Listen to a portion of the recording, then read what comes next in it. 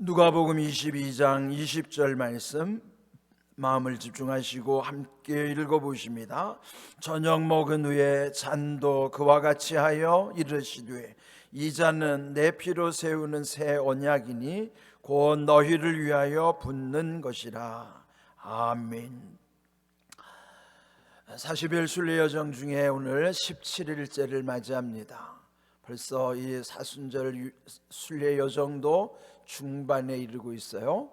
이제 얼마 남지 않은 20여일 끝까지 완주하시기를 바라고, 또 아직 함께하지 못한 분들을 권면해 주셔서 또 단 하루라도 참석하면 유익하신 것이고요, 또 더 참석할 수 있도록 여러분에게는 복인 것임을 우리 함께 믿고 서로를 축복하고 권면해서 우리 모두가 함께 할 수 있도록 여러분이 좀 힘써 주시기를 바랍니다. 자, 오늘 20절 이 말씀에도 보시면은 예수님께서 제자들과의 마지막 밤을 보내실 때, 십자가에 달리시기 전에 마지막 저녁 식사를 하시는 그 자리에서 주시는 말씀이에요. 그를 걸어서 이제 최후의 만찬이라고 하잖아요. 그 최후의 만찬 그 저녁 식사 때에 이 말씀 가운데 보시면은 저녁 먹은 후에 잔도 그와 같이 하여 이르시되, 그러니까 이제 그 떡을 나누신 다음에 그 다음 이제 잔을 제자들에게 주시면서 이 잔은 내 피로 세우는 새 언약이니 곧 너희를 위하여 붓는 것이라, 이렇게 말씀을 하신 것입니다. 네, 그 식사 자리에서 뭐 늘 일상적으로 먹는 것이죠. 우리 문화로 말하면 밥 먹는 자리에서의 그는 뭐 늘 일상 있는 것인데도, 그날은 그 제자들과의 마지막 식사 자리에서 아주 중요한 의미를 부여하시는 거예요. 그것은 그 잔을 통해서 제자들에게 말씀하시는 것이죠. 이 잔은 내 피로 세우는 새 언약이다. 이제 지난 15일 차에도 마태복음 26장 28절에서 마태는 그 피를 일컬어서 언약의 피임을 강조했습니다. 그런데 비하여 오늘 이 본문의 말씀에서는 그 언약의 새 언약임을 또 이 누가는 강조하고 있는 것이죠. 새 언약이라고 했을 때 처음 첫 시간에 우리가 함께 나눈 말씀, 그 언약이라고 하는 것은 성경 자체가 언약이죠. 구약, 신약 할 때 그 약이라는 것이 언약이라는 의미예요. 약속이라는 뜻이죠. 구약은 옛 언약, 신약은 새 언약인 것이에요. 다시 강조하지만은 그 언약의 핵심은 예수 그리스도이시고요. 그래서 구약은 옛 언약에서 곧 예수님이 오실 것이라고 하는 그 예수님이 오실 것을 계속 메시지를 선포하는 거예요. 구약의 주제가 오실 예수님을 나타내는 것이라면, 신약은 그 구약에 예언되신 그 예수님이 오셨음을 다시 한번 증거하는 말씀, 오실 예수님과 견주어서 여기 신약은 오신 예수님, 그리고 맨 끝에 요한계시록은 다시 오실 예수님. 그래서 오실 예수님과 오신 예수님, 또 다시 오실 예수님, 그 전체를 포괄적으로 하면 성경의 주제가 예수님이라. 그리고 그 언약의 핵심이 예수 그리스도이심을 나타내 주시는 것입니다. 그러면 여기 새 언약은 곧 예수님을 통해서 성취되심을 말씀해 주시는 것이죠. 우리 생각에는 새 언약하면 그 옛것, 그러니까 옛 언약, 즉 다시 말하면 구약의 그 옛 언약은 좀 소홀히 여길 수도 있고, 또 거기에 대해서 또 이건 이제는 아무것도 아닌가 보다 이렇게 생각하기가 쉽죠. 그런데 이 새 언약과 옛 언약의 관계를 한번 좀 살펴보고자 합니다. 또 마태복음 5장 17절 말씀, 우리 좀 자막을 먼저 읽어보겠습니다. 같이 읽습니다. 내가 율법이나 선지자를 폐하러 온 줄로 생각하지 말라. 폐하러 온 것이 아니요 온전하게 하려 함이라. 아멘. 이 말씀에 보시면 율법 선지자라고 하는 것은 구약을 가리키는 표현이에요. 구약은 율법은 모세 오경을 중심으로 하나님의 말씀을 기록한 것이고, 또 선지자들을 통해서 기록하신 선지서들이 있죠. 그래서 율법과 선지자를 일컫는 것은 옛 언약 구약의 상징이에요. 그러면 구약은 율법의 말씀이고, 신약 그 예수님이 오신 새 언약은 예수님을 통해서 완성하게 하신다는 것이죠. 여기 핵심은 옛 것을 폐하는 것이 아니라 온전케 하신다 하는 것이에요. 그러니까 옛 것은 불완전하기 때문에, 다시 말씀드리면 율법의 목적은 우리의 죄를 지적하는 거예요. 제 죄가 드러나게 하는 거예요. 그거 중요하죠. 죄가 선명하게 드러나야 그 죄를 돌이켜 회개할 수가 있기 때문인 것이죠. 회개를 하려고 해도 죄인지 그거 분별을 할 수 없으면 회개할 수가 없잖아요. 그러므로 이 율법을 통해서는 우리가 죄인이라는 사실을 깨닫게 해주시는 거예요.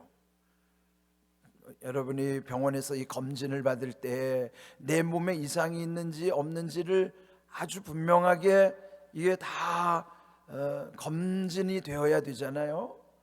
그 마치 율법은 우리 건강 검진할 때 우리 몸에 이상이 없는가 그걸 다 확인하는 것과 같은 기능이라고요. 그런데 건강 검진하고 나서 그 자체로서 문제가 있으면 거기에서 이제 치료의 방법을 찾아야 되는 것이죠.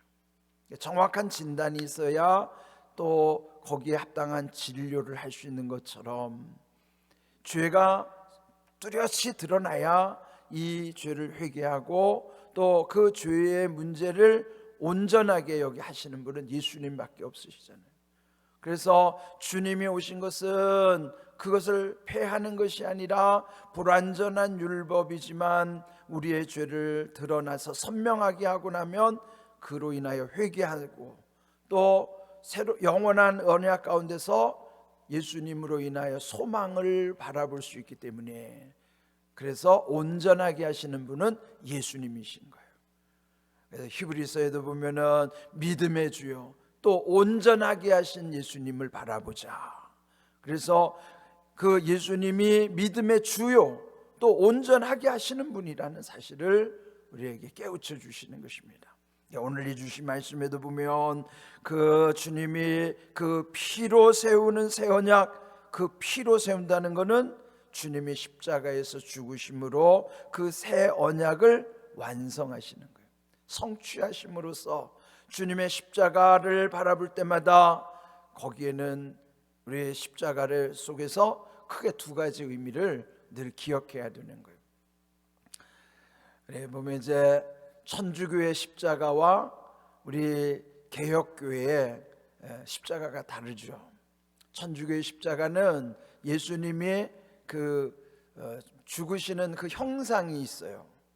그런데 우리의 십자가에는 그 예수님이 달려있는 형상이 없죠. 왜 그럴까요? 이 십자가는 부활을 더 강조하는 거예요. 천주교의 십자가는 예수님의 고난을 더 강조하는 것이고, 우리의 십자가는 부활을 더 강조하는 거예요. 그러니까 그 차이가 있는 것이죠. 그런데 십자가에는 크게 두 가지 의미가 있는데, 첫 번째는 십자가 자체는 크게 수치스러운 거예요. 죄의 상징이라고. 그런데 그 십자가에는 내 죄가 투사되어 있는 것이에요. 십자가를 바라볼 때마다 잊지 말아야 될 것은 십자가는 내 죄를 드러나게 하는 거예요. 그러나 그 십자가로 인하여 내가 죽은 게 아니라, 십자가에서 내가 죽은 게 아니라 예수님이 죽으신 거예요. 그런데 나를 위하여 죽으셨기 때문에 곧 거기에서 나도 죽은 것이나 똑같은 것이죠. 바울이 그걸 깨닫고 나서 갈라디아서 2장 20절에서 내가 그리스도와 함께 십자가에 못 박혔나니 그렇게 고백하는 거예요. 여러분, 이 바울은 예수님을 만난 적도 없는데 그가 다메섹에서 그 환상 중에 예수님을 만나기 직전에는 그는 한 번도 예수님을 만난 적이 없었어요. 그런데도 예수님을 믿고 보니까 내가 그리스도와 함께 십자가에 못 박혔다고 고백하는 거예요. 왜 그랬을까요? 그 십자가는 원래 내가 죽었어야 하는데 예수님이 대신 죽은 그곳에 나도 죽었다는 것을 함께 고백하는 거예요.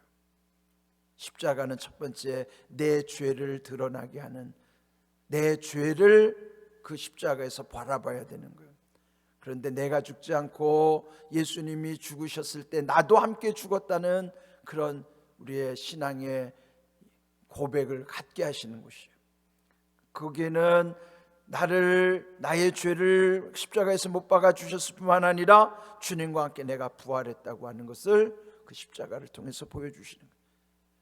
죄의 수치를 봐야 되고요, 두 번째는 나를 살려주셨다는 은혜를 깨닫는 것이 십자가예요.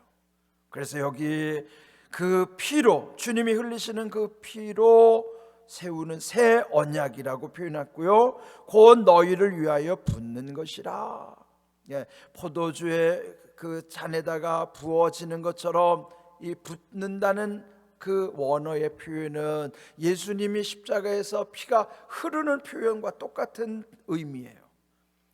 붓는다는 의미는 주님이 피가 흘러내린다는 의미와 원어의 의미가 똑같다는 거예요.